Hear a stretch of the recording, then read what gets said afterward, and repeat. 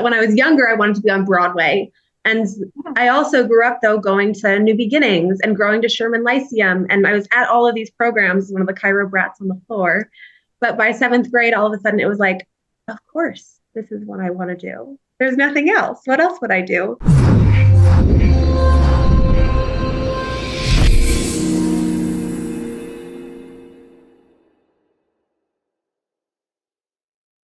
Well, welcome everybody. Dr. Ron Oberstein, president of Life Chiropractic College West, and welcome to another edition of our Life by Life West. We're really excited to have this conversation. I'm joined, of course, with my co-host and my partner in life and health and everything, Dr. Mary Oberstein. Mary, welcome. Hi. Good to see you. And we have a really special guest with us today. We have Dr. Danielle Stetzel. So, Dani, welcome to the Life by Life West. Thank you. I'm glad to be here. Yeah, we're glad. We're excited to have you. And Mary, before we jump in, I just want to let people know, give a little bit about Dr. Dani. Graduated college, probably grew up on some level Dr. Danielle, but goes by Dr. Dani. Graduated from Sherman in 2018. She then right after graduation, within 8 weeks or 8 or 10 weeks, moved to Phoenix, Arizona to help somebody take over a practice. She took over a practice where a chiropractor had passed, and she helped the family out, was there for 2.5 years, and then moved into her own practice, is currently still in Phoenix, Arizona. Dr. Dani is a chiro kid, both of her parents being chiropractors when she was born. Her father, Dr. Greg Stetzel, graduated from Sherman around 1984, and your mom, Dr. Kim, graduated from Life College or Life College back then, sometime in '84, also around the same time period. And just recently, October 11th, her father, Dr. Greg, transitioned from this plane here after probably a couple years battle, for his health, and was very valiant in it, and ended up transitioning on October 11th, which we'll probably talk a little bit about. But I have to tell you that I know Dr. Dani, that I know you're friends with my daughter Morgan, with Mary and my daughter Morgan. I know you guys have kind of became close, and she speaks very highly of you, and we both have been very excited to get this. In fact, last night, Mary, you said, "Oh, you know who we have on the show tomorrow?" And I was like, "Who's on it?" And she said she was so excited, and we were both very excited. We talked about it this morning too. So that's pretty much what I want to share on the introduction. But I think we got a lot to jump into. So, Mary, you want to go first? Or you want me? Well, let me start because when people hear a chiro kid, they just always have this assumption that, oh, you just always want to be a chiropractor, and that might be true for you. However, I love these stories because we want to hear how everyone found chiropractic, or what we say is how chiropractic found you. But because you're a chiro kid, I just want to hear the story. I want to hear when you knew that you wanted to be a chiropractor. Yeah, absolutely. And a funny story, growing up, I heard you can be whatever you want to be after you go to chiropractic school. That was from my dad. And he said, absolutely not. I never said that, but he did. And when I was younger, I wanted to be on Broadway. And I also grew up, though, going to New Beginnings and going to Sherman Lyceum. And I was at all of these programs, one of the chiro brats on the floor. But by seventh grade, all of a sudden, it was like, of course, this is what I want to do. There's nothing else. What else would I do? But my real chiropractic story, I feel like, started when I was in school. And that's when I found network spinal analysis. But as I was in care, I changed so much. I was like, oh my gosh, I have to bring this to the world. So chiropractic found me from birth, but being a chiropractor really found me in school. Right. Wow. And I didn't mention this because I believe you have a brother that's a How many siblings do you have? I have one brother who's also a chiropractor. And had it graduated before you or after you? A year before me. Okay, so obviously you were in school together then. Mm-hmm. So that was cool. And did you both know you were going to be chiropractors? Did he know since seventh grade or before that? We didn't really talk about it, but then he was like, yeah, of course, that's what I'm going to do. And I was like, I said it first. Probably didn't, but there has to be some competition. It's only a brother and sister relationship could be, right? Exactly. It's so cool. And it's so interesting because you said it, Mary, people kind of think like, oh, well, of course you're going to be a chiropractor. Your parents are chiropractor. And there's a lot of chiro kids who don't choose chiropractic, but they choose to bring their talents to the world, and in a lot of different ways. And, they're usually so clear and connected that they're very clear on what they want to do. In fact, I think out of our daughters, Mary, only one of them was very clear that she wanted to be a chiropractor, and that was Lauren, right? Probably since kindergarten. I don't know what it was, or nursery school, and she drew that first picture, right? But the others, I mean, they found their way and just decided this is what they wanted to do. Did you feel pressure at all? Was there anything where you felt like, oh, I have to do this, or, because of my parents or anything like that? And grandfather. Oh, I'm sorry. Oh my God. You're a third generation chiropractor. Mm-hmm. I missed that on my introduction. Yeah. And so your mom's father, who went to what? Palmer? He went to Palmer. Yeah. You happen to know the year he graduated? I don't. Okay. No. Wow. But it had to be probably something in the 40s, maybe. If your mom graduated in 86. Yeah. Maybe the 50s. Could have been the 50s too. Yeah. Yeah. Your mom and I are the same age. Yeah. Yeah. Wow. So was there pressure? Was there anything around that? Not conscious pressure, but like I said, I could be whatever I wanted to be after I went to chiropractic school. So subconsciously, that programming is very strong. And my parents had a home office. And still have a home office. So I grew up seeing it everywhere all the time. And both of my parents, huge in service to chiropractic. They've served on so many different boards and in so many different ways that like there wasn't really anything else that could exist as a profession. Yeah. Wow. Yeah. I think it happens like that, and when you do say that, but you still, besides what your dad said, you still had that choice, like going through college or going wherever, did you ever go through that where, I think I want to be an astronaut, or I want to be on the bottom Broadway star. Huh? Right. Broadway star. Exactly. Initially it was Broadway star. And then in high school, I really wanted to be a CrossFit coach. And luckily for me, my life kind of exploded from the community that I was in and the choices that I was making in that community. And I was like, I guess I should have a real career, and then I can always go and open a CrossFit gym. Yeah. So that's what got me to chiropractic school. The health and fitness aspect of it. Yeah. Yeah. That's so cool. That's great. Well, I've got a question, and obviously you just went through a major life change,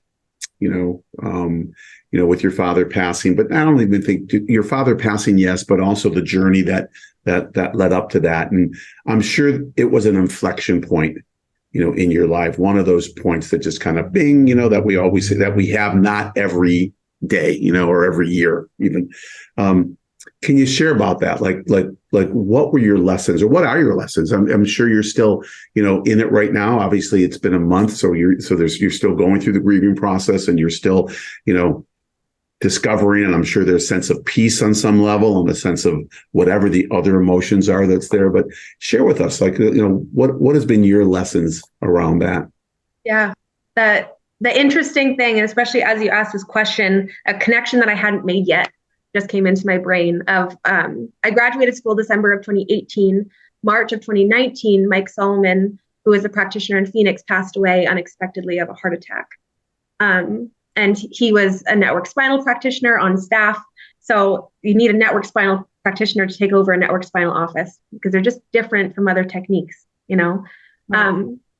So I got the call, I moved out there, got there at the end of March of 2019. And it was June of 2019 that we realized my dad's diagnosis, but just a few months later. And in the last 4 years, since we realized his diagnosis, I noticed myself just fighting against being a chiropractor so hard. And I ended up leaving the office that I was in because I just couldn't fathom being a chiropractor and doing it the chiropractic way. And then even in my own practice, it was the same thing where I wasn't showing up. I wasn't really talking about the fact that I was a chiropractor. I wasn't sharing the story and doing all of these things. And so I've been grieving for the last 4 years, really, since we realized that my dad was sick. But especially this last year, in January, I lost a kitten. And then in June, I realized that my dog had heart disease, and he passed September 17th. And then my dad made his transition last month. And in this process of grief and seeing all of this, luckily for me, 2 weeks after my dad passed, I went to a network program and I saw Dani and got to work with him. And he helped me make these connections between how I was holding my relationship to my father, being a chiropractor, all of these things, and how I'd connected these, and they were really painful. And when I could actually see this and create some space for them, all of a sudden I was able to connect to the gift of being a chiropractor, and that it's really us being able to turn the light back on for people, right? We hear that all the time, but until you actually have that experience of, oh, we are connecting this person with like their ability to heal, to be alive, to really live their fullest life and have their fullest expression of life, experience of life, what a huge gift this is. And in that, especially in this last month, getting to see all of my dad's practice members that showed up to the visitation and showed up to his celebration of life, and all of the chiropractors, and how beautiful it's been to see him remembered because of the way that he showed up in the profession, the way he showed up in his life, and the way that he really created so much impact. Like, that's the biggest gift that he could have, besides my life, that he could have given me is, this mission and this ability to serve in this way that just helps other people have so much more life. Yeah. Yeah. Wow. And I feel like what you just said, it's so beautiful, but like, I feel like you knew that before being a chiro kid, like you knew about what we do for people, right? You knew that. But I recently read something because I lost my dad 3 years ago. And I read something after that said, your world is never the same, right? Like everything changes. And it's so cool because what you just said was like, all the stuff that you already knew, it's like you just got this heightened view, this heightened vision, which with the help of Dani, that like it just amplified everything in your life. Is that true? Like, and now like, because when you said that, I was like, yes, I know that we turn the light on to people, like we see the switches go on. It sounds like you see it like this in this grand way now. Oh my gosh. It's like the difference between the concept and something that you know and something that you feel, that lived embodied experience, which can't be taught. Right. That's what they try to teach us in school. But until you're in practice, until you're seeing these lives change, until you are in that intimate interaction with someone where they're going from totally disconnected to actually empowered and connected to their lives, like there's nothing to compare it to. Yeah. Wow. And the interesting thing too that I'm picking up for myself is that we live in in chiropractic, we want to live in a salutogenic model, right? That ideally, not that pathogenic is bad, but if we can kind of play in the salutogenic, about the creation of health and and probably the last 4 years you've been stepping in both, and maybe even more over here in that pathogenic model, right? And I just wonder if it was I apologize if we're talking on a level that I hope we have the opening to say this, but sometimes when people pass, people can look up to God and go, why would you do this? Like, do you really exist? There's books out on all this stuff, that kind of thing. They just lose faith, right? And until they get to the place to understand that that's not God's doing, but it's also on a pathogenic level, it's okay to be there, but there's salutogenesis in there, like meaning that as somebody transitions, as somebody passes, whether it's a 4-year battle, 8-year battle, or 2-month battle, they can still exhibit themselves to the best of their potential, right? Mm-hmm. And be able to show up at that level. And I think we lose sight of that I know I do, when my mom passed, I lost sight on that. I don't know about you, but it's just interesting, and I'd like to know like what kind of made that shift happen, because obviously you were in one place and then went into the place of, my God, this is incredible, right? Or the mission that I have is so big and I'm on. What kind of took you over to the other place of just questioning, wondering? Well, initially, so 2019, right, we realized his diagnosis, and I'm a year into, not even a year into practice. To that point, I finally got my Arizona license in May of 2019. And all of a sudden the practice was growing. I was like, wow, look at how amazing this can be. And we were doing really, really well. And then all of a sudden, the end of August of 2019, it was like everything fell apart and the lights turned off. And so I was really struggling in practice because I had no clue what I was doing. And that. And then 2020 happens, right? And that chaos. And in both of those things, and then having my dad be in this experience, I was like, am I a fraud? Does chiropractic actually even help people? Because I was seeing people feel better and I was seeing their lives start to shift. But then I had my picture of a chiropractor and like what chiropractic really was, someone that lived and breathed it, to have this pathological process.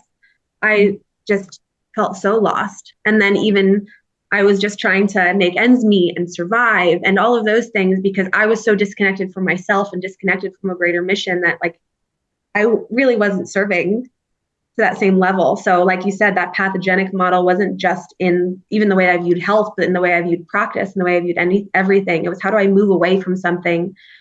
And it really wasn't until this last year that I started to see how my dad was relating in the last year, because he had a really hard year. He was in a lot of pain. And there is a choice when we are in that spot, right? Are we going to still continue to show up for life and still continue to live life to the fullest capacity that we can? Or are we going to kind of take a back seat? And so seeing all of these things play out and then getting to have that experience with Dani so quickly on the tail end of such a hard experience, it reawakened me to this life as a gift and the ability to help other people experience that too. Yeah. Wow. It really is a gift. And like, I'm listening to just the kind of like the last 4 years that you've had, 5 years that you've had. I'm grateful that this last part, like that you found Dani and you went and did that, because I feel like the suffering would have been so great. And I know there's beauty in suffering, but just that it's been so long, really since 2019, that I'm just grateful that you got to where you are right now. But me too. Yeah. And I also see that, in my mind, it's kind of like, wow, with what you've learned over these last 4 years, climbing that mountain, so to speak, right? And the trials and tribulations that happened and the chinks in the armor and all these things.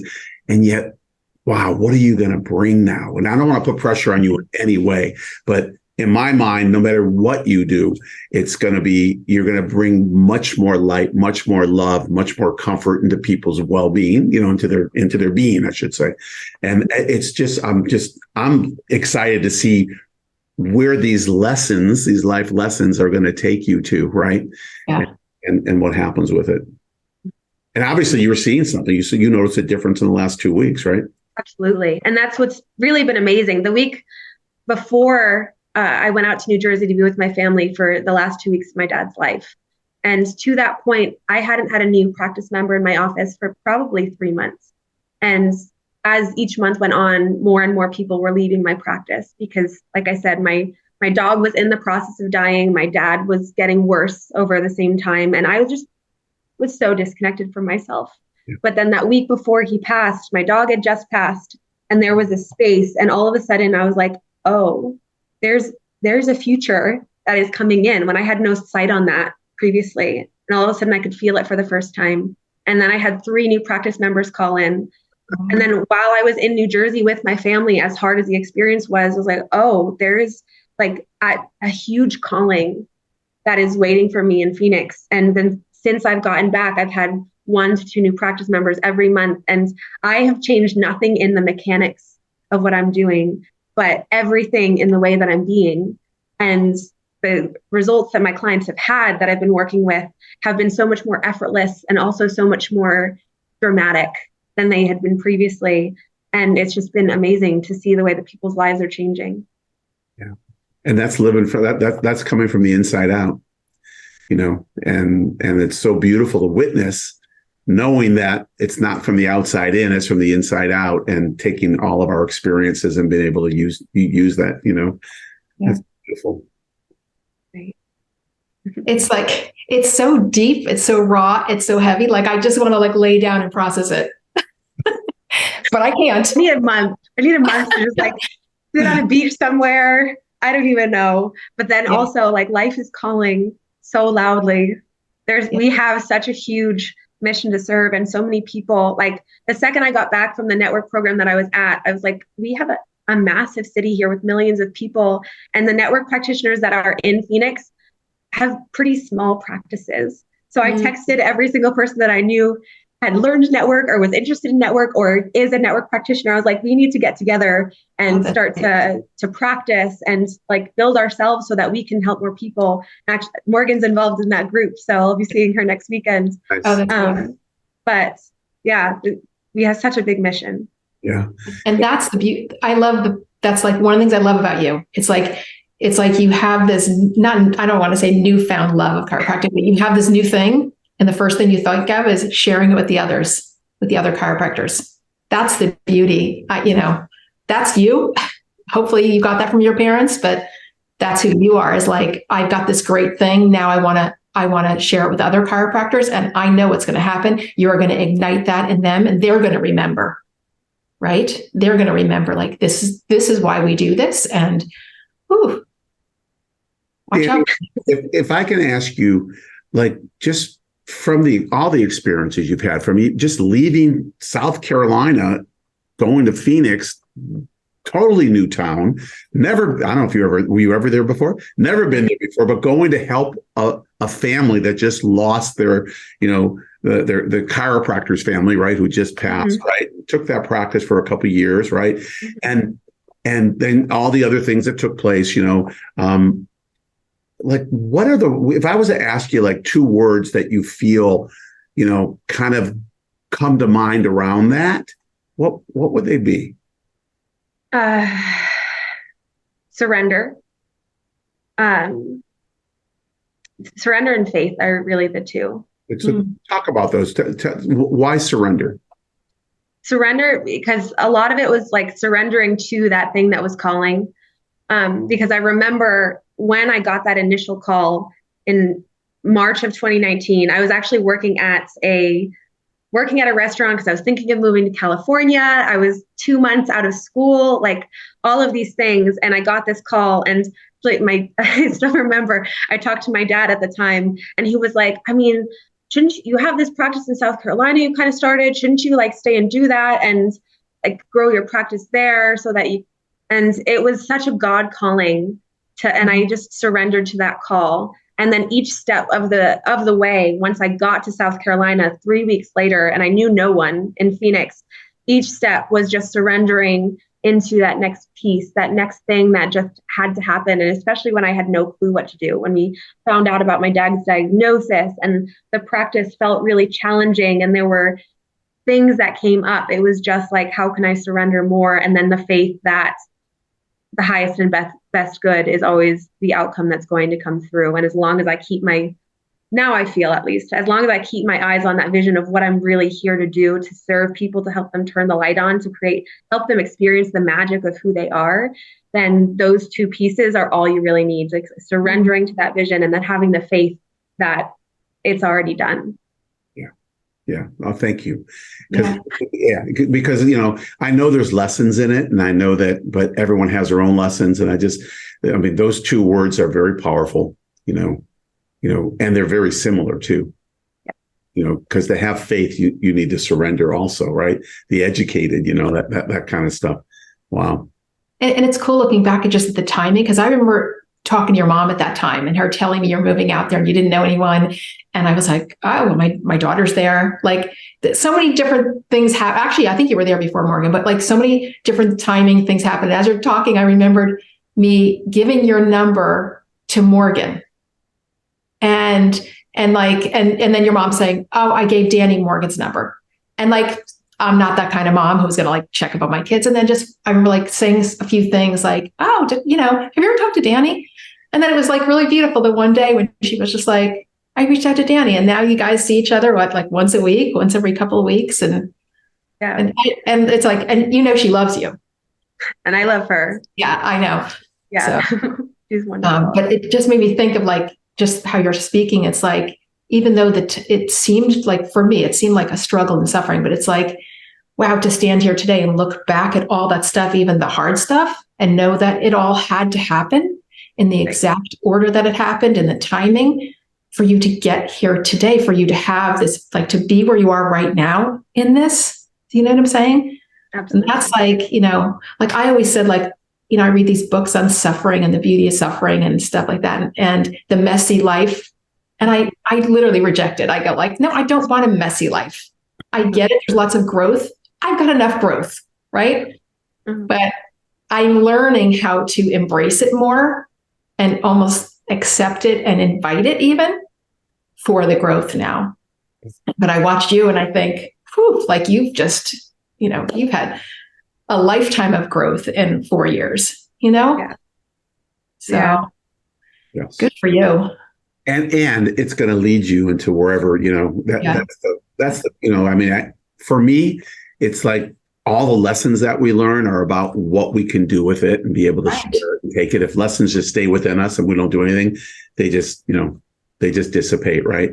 And so it's really about that growth, but it is very, very inspiring, and it's great. But hey, ladies, we've kind of hit that time in our show. And thank you for being so raw and just, and sharing what you shared. I mean, it's, I think our viewers will get a lot out. I got a lot out of it, whether our viewers do or not. It doesn't matter. I'm only responsible for me, and Mary, you're responsible for you, but it was beautiful. But every one of our Life by Life Wests, Dani, we ask our guest 2 questions. And I know you don't know these. We're just looking for an innate response. It's very simple, innate response. And they could change. They could change in, 30 seconds afterwards. You could hang up and go, oh man, I should have, doesn't matter because there's no right answer. So Mary, you going first or me? I'll go first. Okay. With all the wisdom that you have, and I told Ron this morning, didn't I? I said, you'll love Dani. She's so wise. She's a wise soul. With all the wisdom that you have now, if you could go back to student Dani, just starting at Sherman, what would you say to her? If you could look her in the eyes, what advice would you give her now? I would say, yes, network is voodoo, and start learning it sooner. Oh, that's good. Yeah. I love it. I love it. Stay in the voodoo. Stay in the voodoo. Or stay in it. The woo-woo. It took me an extra year, yeah, but hey, we got there. Exactly. All right. Well, I got question number 2. So same situation where you are right now, but now you're going to be speaking to the Dr. Dani Stetzel, who just graduated. And what words of advice would you give to that young lady? Wow. Remember that it's bigger than you. Talk about that. The points that practice or life were most painful in the last 5 years were the moments when I was thinking about what I wanted from practice, or what I felt like I needed, or what I didn't like, or whenever it came back to me. And the biggest shift, especially in the last month, has been refocusing on this mission that's living through me and that I'm really just a conduit for. So that's the biggest thing that I need to get tattooed on my forehead. Or at least your wrist. So when that's a good start. So when you're doing it, you can see it all day, right? Right. Just remember, right? Through me, right? That's a good one for all of us. Yeah, it is. It's a great lesson. It is a great lesson. Wow. I can take a deep breath. I mean, this time went by so quick. It was crazy. I told you, crazy. Mary, anything else you'd like to say or add? No, just Dani, you're an inspiration. I mean, I love you, and I carry you in my heart. Love you too. I'm so grateful to talk to you guys. Yeah, and you know what's so cool is that you mentioned it, I don't know, earlier about just people who came to see, came to the viewing, and people who came to the chiropractors who came, and it's a shame sometimes that we don't see that while we're alive. You know what I'm saying? But you really got to see the impact that your father and your mother, was both of them, had on so many people in so many ways. And, I just look forward to the impact that you are going to make on so many people in so many ways, and the profession. So thank you for being who you are. And thank you for joining us today on the Life by Life West. Oh, my pleasure. This was so fun. Awesome. And to our viewers, thank you. Thanks for coming week in and week out. Obviously, we do a Life by Life West every other week. In the opposite weeks, we have our Life West leadership line. We've been doing these since 2020, or I believe since 2020. And we started to bring people together, and the viewership has just continued to rise. And it's because of you, because you're sharing it. The message that Dr. Dani gave today, I think every human being should hear that, actually. And so I would encourage you to share it. Just send it out to somebody, or let them know where they can come and watch it. We also now have these as podcasts, so you can be able to listen to them on podcasts. You can go to Spotify, all the major podcasts, just look up, Life by Life West or Life West, and it'll probably show up also. But we do appreciate you. We thank you for all that you're doing. We're, as the holiday seasons roll in, or just past, depending when this goes out, I hope that we connected, all of us connected with that true source, and that source of being love, and the reason for the season, of what we have, and just keep spreading love and spreading your gift that you have for so many people that are out there. Good. So until we see you again, for Dr. Dani, Dr. Mary, and myself, we'll bid you adieu. And just know that you are loved, and that you are enough, and that all that you bring to the world is making a positive change. We'll see you next time. Bye-bye.